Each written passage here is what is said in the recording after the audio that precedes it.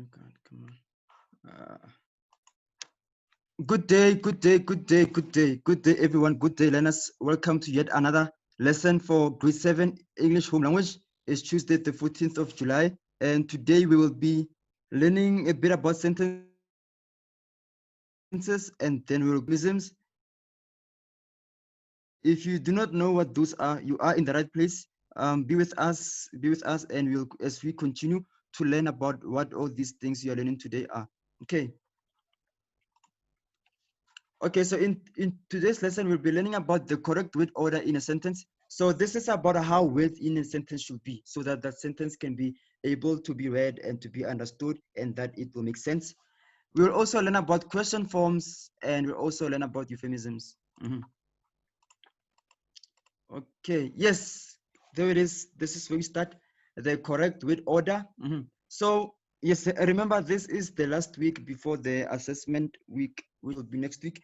So all term 1 work you did at school before the lockdown, as well as some term 2 work. So this week will also be revising some of the things. So everything that you've been doing, as well as all that we are going to do this week, please take it seriously. Please listen, because all this will be in your assessment. And remember that if you need clarification on something, or if you need clarification on anything, please, you can write in the chat, and I will give you clarifications, and I will help you with whatever it is that which you need clarification on, with whatever it is that which you need help on. Oh yes, sir. If you are there with us today, please say hi in the chat for us. Please say hi in the chat so we can see who is here with us today, so I can see that I really am not alone. I can't be alone. I don't want to be alone. I want to be with you, my learners, in this lesson. So let us see who is with us today. Okay, there it is, a couple of highs. Thank you so much. I welcome everyone who has been Emo, iPhone, Junior, Min, Mulyehi, everyone who is here. Thank you so much for joining us today in the lesson. I appreciate it. We appreciate you. I appreciate you. And with that, we can just continue with the lesson of today. All right. So most sentences in English are written in the following order.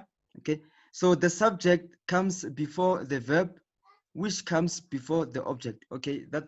Okay. Let's just give an example. So the subject comes before the verb which comes before the object. Okay. So what does it mean? So this is the correct order. First up is the subject.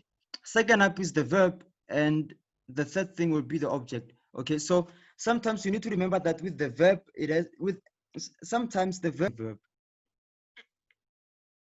Okay, so that is something that we may need to look into. So here's an example there. I love you. So in our example, I love you, I becomes our subject, love becomes our verb, you becomes our object. So then this is I love you. Okay, so you see the correct word order, it will be like this. It will be the subject, the verb, and the object. So in short, we say is the SVO. So then this, write a sentence, write a brief sentence in the chat where we can see the subject, the verb, as well as the object in the correct word order. Okay, so here is my example. My example is I love you, and I can write another one. Let me say I type my lessons on my laptop. So if I say I type my lessons on my laptop, okay, if I type my lessons on my laptop, then we need to look at the order.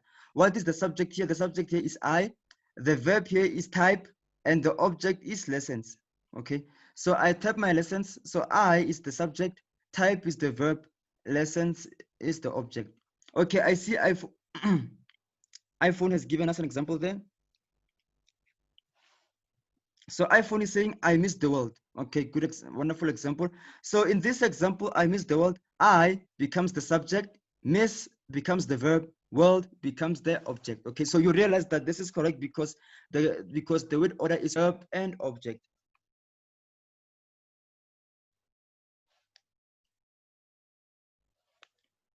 Okay, so thank you, iPhone. Thank you so much for that wonderful and very easy and practical example for this lesson.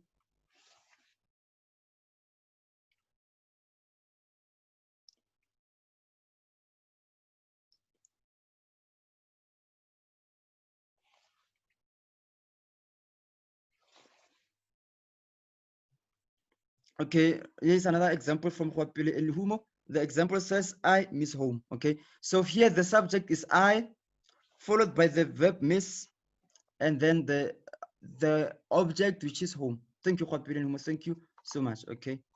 Then we have iPhone again. iPhone, thank you so much. The way you are participating in the lesson is so wonderful, it's so amazing. Thank you so much, iPhone. You are a star. Thank you. So we have iPhone with another example. This time he says, or is it she? I don't know.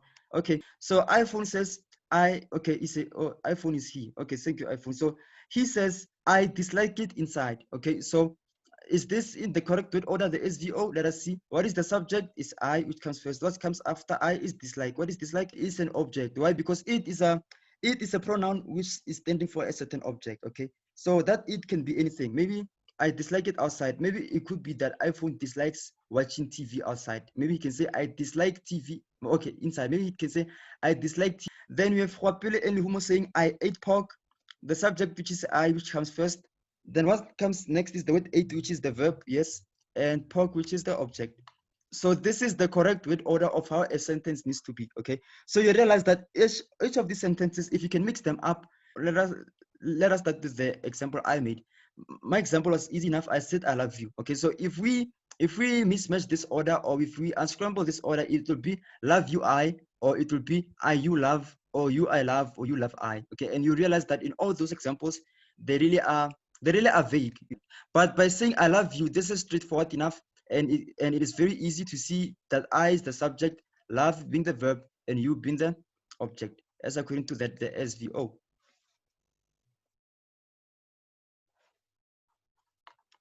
Okay, so yes, that is how it is. That is how it is. Okay, iPhone is another example. iPhone says my favorite color is lime. Okay, this is a very interesting sentence. Let us see if we can break it down into the subject, the verb, and the object. Okay, so my favorite color is lime.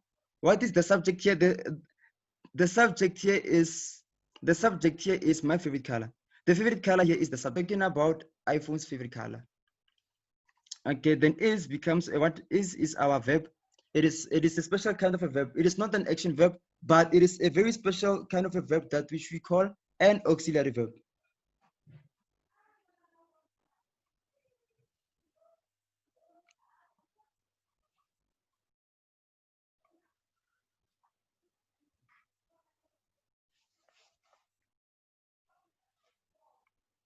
Okay, so yes, my favorite color is lime. Okay, so lime then becomes our object. Yes, thank you, iPhone. Thank you. Then let us move on to the next section of our lesson, which is the question form.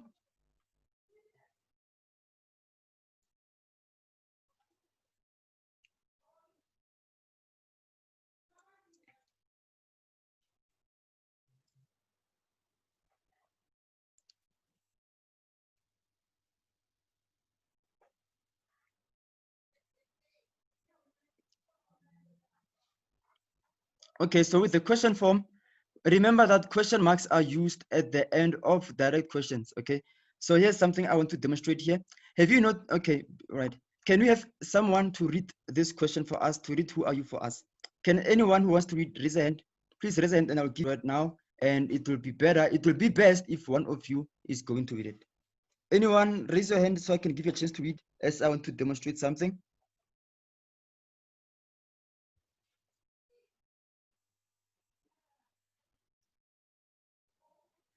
Anyone who can read for us, Huapele and Humo, iPhone, Junior, Min, Muliehis, Fiso, anyone, and I mean anyone. Okay, iPhone's hand is up.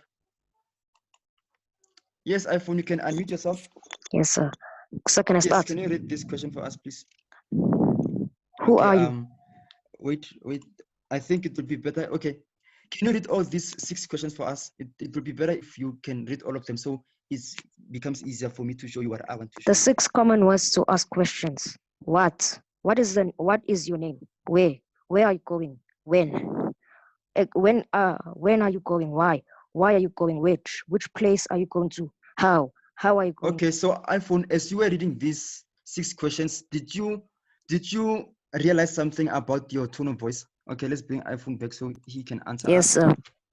So what did you realize about your tone of voice when you were reading these 6 Sir, my questions? voice went in a high pitch, sir. Oh, so as you continued to read, then your voice started to be high pitched, like your voice started to sound louder. Yes, sir. Okay, thank you so much. Thank you so much, iPhone. Thank you. So yes, that is what I was trying to demonstrate, that with questions, when you ask a question, you would realize that your voice towards the end of your question, it becomes high pitched, it becomes loudish. And I've learned that pitch is a scientific term about the loudness of sounds. Anyway, thank you so much, iPhone. So yes, you realize that when you ask a question, towards the end of your question, when you ask it, your voice does go up. Your voice elevates, your voice goes up to show that you are asking a question. And you realize that you do not do this by your own self, but this is something which happens. So this is something which happens by itself. This is something which happens unconsciously, is that you know you want to ask a question. What you know is that you know that you want to ask a question, and therefore when you do ask the question, then you subconsciously, without even realizing it, your voice will go up. So that is what I was trying to demonstrate by having one of you to read the questions for us. So thank you so much, iPhone. Thank you. I appreciate that. Okay, so we have the 6 common ways to asking questions. Number 1 is what, 2 is where, 3 is when, 4 is why, 5 is which, 6 is how. Okay, so there are examples there. What is your name? Where are you going? When are you going? Why are you going? Which place are you going to? How are you going there? So you realize that these 6 words, they are common in questions. You realize that most questions, they have those 6 words. Okay, you realize that most questions have those 6 words in them. So that is something very important.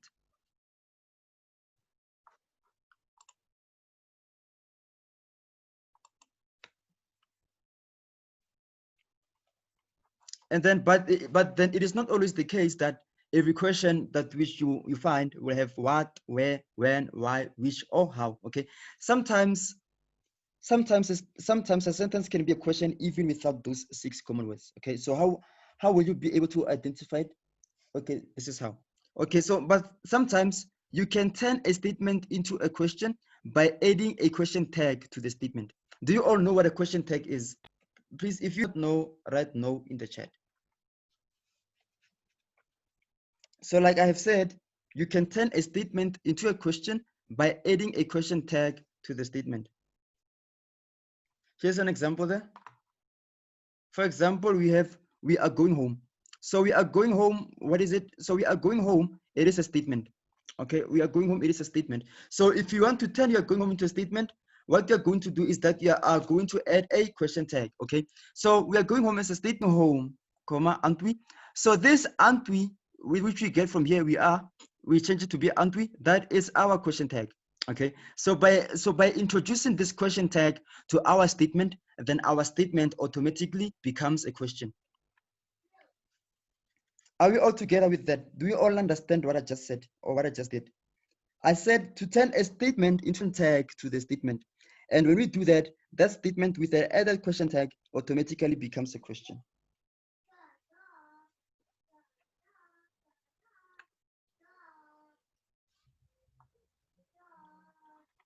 Okay, so in this first example, my question tag is aren't we, which is are not we, and you realize this are not we got it from here. Here in the statement it was we are. As you change it to a question tag, it becomes are not we. With this,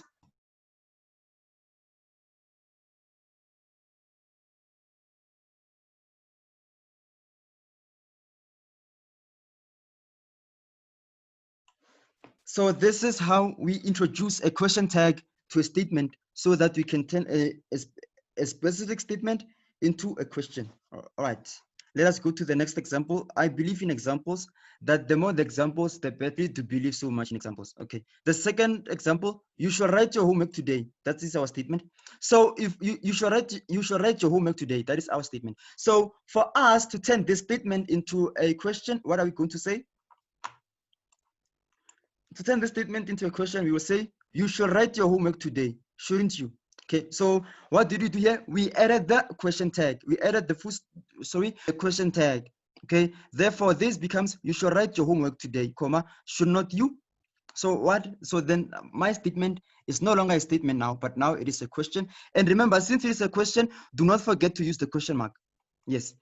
The last example, you should wash your hands regularly with soap and water. So this one, it will become, you should wash your hands regularly with soap and water, should not you? See, so yes, that is how you can turn a statement into a question by adding a question, turning a statement into a question. And this time around, we do not add a question tag, but what we do is we rearrange the words. Okay, so another way is you can turn a statement into a question by rearranging the words and adding a question mark at the end. Let me read that again. You can turn a statement into a question by rearranging the words and adding a question mark at the end. So if we are going home is our statement, to turn it into a question, we rearrange these words in the statement and we add the question mark at the end. And then when we do that, what are we going to have? We are going to have, are we going home? You saw that. You realized that, are we going home? So you realize that we use the same number, we have used the same words, but in turn our statement to become a question. Therefore, this will be, are we going home? So we are going home would become, are we going home? Yes, I mean, you can really imagine your little brother or your little sister asking that question to you. You know, you are somewhere and you are with him, you are with her, and she wants to go home and watch cartoons on TV, and they'll be asking you, okay, you tell him or her, we are going home, okay? And then after some moment, he realizes or she realizes that it's been a while since you said that, but you haven't even moved a step. And then she or he will ask you, brother, sister, or your sibling did, they just really rearranged the words that you should said, and they added the question mark, so to say, so that it becomes a question. Number two, second example, you should write your homework today. So you should write your homework today becomes, are you writing your homework today? Or it can be, should not you be writing your homework today? Okay. Should not you, okay, yeah, so there are two ways for this one. The first one is this one I wrote, are you writing your homework today? Or it can be, should not you be writing your homework today? See, okay, the next one. Wash your hands regularly with soap and water. So this statement, if you turn into a question by rearranging these words, it will be, are you washing your hands regularly with soap and water? Are you washing your hands regularly with soap and water? And then let us go to the next one. Sanitize your hands. So this statement, it will be, did you sanitize your hands? Or are your hands sanitized? So that is how you can turn a statement into a question. So that is what the question form is all about. Any question on that, please type your question in the chat, or you can raise your hand and we'll help you. So let us go to the last section of the lesson, which is the euphemism. So a euphemism is a euphemism is a respectful and inoffensive word or phrase that is used for another word or phrase that may be considered sad, offensive, shocking, or hurtful. Let me say that again. A word or phrase that is used for another word or phrase that may be considered to be sad, offensive, shocking, or hurtful. Okay, so this is what a euphemism is all about. So let us see. Let us go. So yes, let us explore euphemisms further. So euphemisms are usually used when expressing what is socially difficult to express in direct terms. Okay, very something hard to stomach. For example, it was Hitler who caused the genocide. Okay, so to really say that, that is very difficult to express, especially to some groups of people. Okay, and yes, especially to us, chances are they could have been offended by this one. Okay, but that is why we use euphemisms, so that we can avoid that. Okay, so that we can avoid offending people by how we say things. Okay, yes. So instead of saying it was Hitler who caused the genocide, what you can say instead, you can say it was Hitler who caused the ethnic cleansing. Something bad, but the way it addresses it, in a way that which is bearable. Okay, yes.